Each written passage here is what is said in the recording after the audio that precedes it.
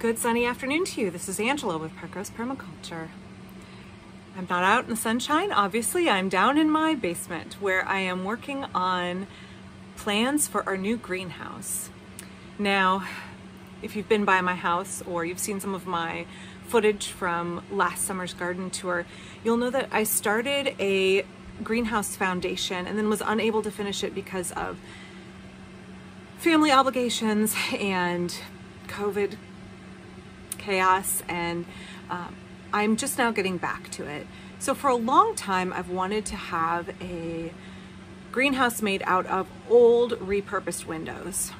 And the reason that I'm down here is because those windows are all behind me, and I am working on cataloging them and starting the formal plans for our greenhouse. So let me give you a little look at my methodology down here, and then I'll take you out in the yard and show you the progress thus far and tell you where I'm hoping to go with it over the next couple of weeks and get it finished.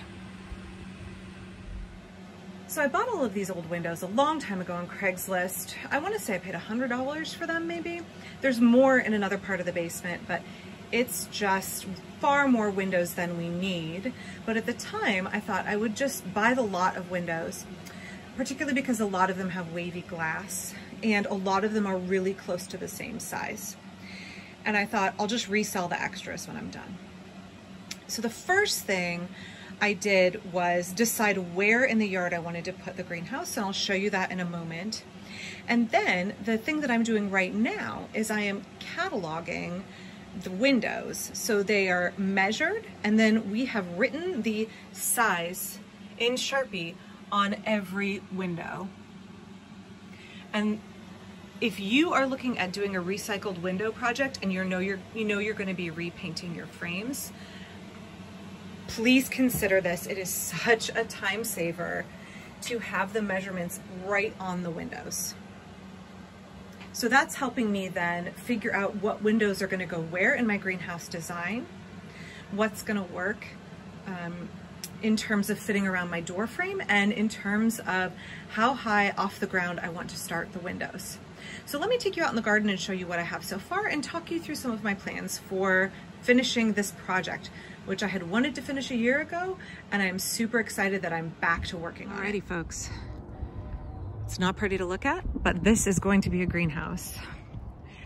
So what we have here is half of my driveway. You can see here, we cut and took out half our driveway, and I have turned it into garden beds. And the main reason I did that was not just to have more gardening space, but it was because we had a persistent water in our basement problem. And if you look across the street, this cul-de-sac is uphill, and when it rains, it's like a river coming down. It was coming down through this bed here, ending up right in front of my steps and then running into my basement. So in front of my steps would be completely flooded, and then it would all run into my basement. The best solution I could think of after putting in a sump pump, which didn't work sufficiently, was to remove this impermeable surface of concrete and create a system of staggered beds that capture the water, slow it down, sink it into the soil, and let the plants take it up. So we have had no water in our basement, despite living in the Pacific Northwest with heavy winter rains. No water in my basement since I took out half my driveway.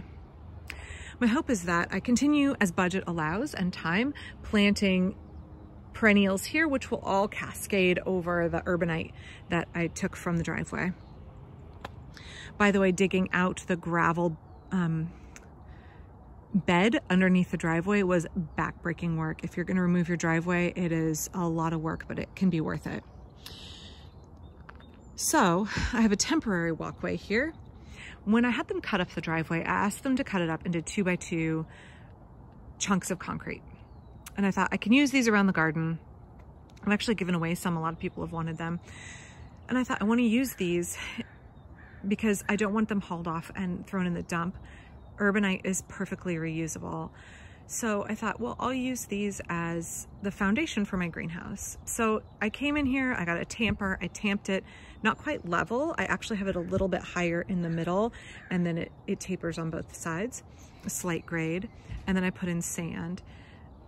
The problem was I got really busy with life and I never got around to finishing this. So this has sat here like this, and bless my neighbors, they have put up with it. So let me show you the biggest problem that I'm having, and one of the reasons why I haven't finished the foundation here. After putting down gravel and tamping it and putting down the sand and tamping it and attempting to have a slope from the middle out, I went to put down the urbanite blocks. And this is really the big issue, is that the depth of the block is not uniform across the block, and there are large pieces of rock impregnated in the bottom of the concrete, and they make these blocks really, really difficult to level. I thought, okay, this is going to be a great way to use up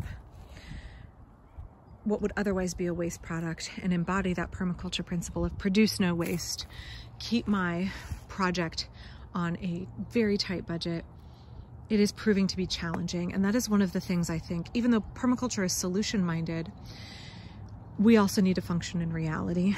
And a lot of times when we use free or very inexpensive repurposed resources, they are imperfect and they can have problems, which mean sometimes you can expend more time than you would financial output by using a free, recycled, repurposed, scrounged resource. And this is one of those instances where that is going to be a problem for me. But I'm going to conquer it. I'm going to get this as level as I possibly can. And then we're going to start framing out. So the door is going to be here on this side. And behind this back wall here is going to be an area for my garbage and recycle cans, which will be obscured by the greenhouse. And then covered so my neighbors don't have to look at them all the time. So door will be here. This will be the tall wall, and then the sun comes in this way. So this is south, and then north is to my left. So I will have a slanted roof that slants down this way. And then the plan is to have windows that will open, vents at the bottom, and have benches around the inside of the greenhouse. My hope is that I'll have a place to start my seeds that is not my window seat in my living room. And I'll have a place to keep my citrus that is not my father's greenhouse. I can have it here on my own property. All right, here's my progress so far this afternoon. I'm a little bit out of breath. These blocks weigh about 60 to 75 pounds, depending on the size of them. So the biggest challenge again is leveling out the blocks and trying to get a uniform floor when the shape of each block is slightly different because the concrete cutter just freehand cut them, and the depth of each block is inconsistent across blocks and even among individual blocks.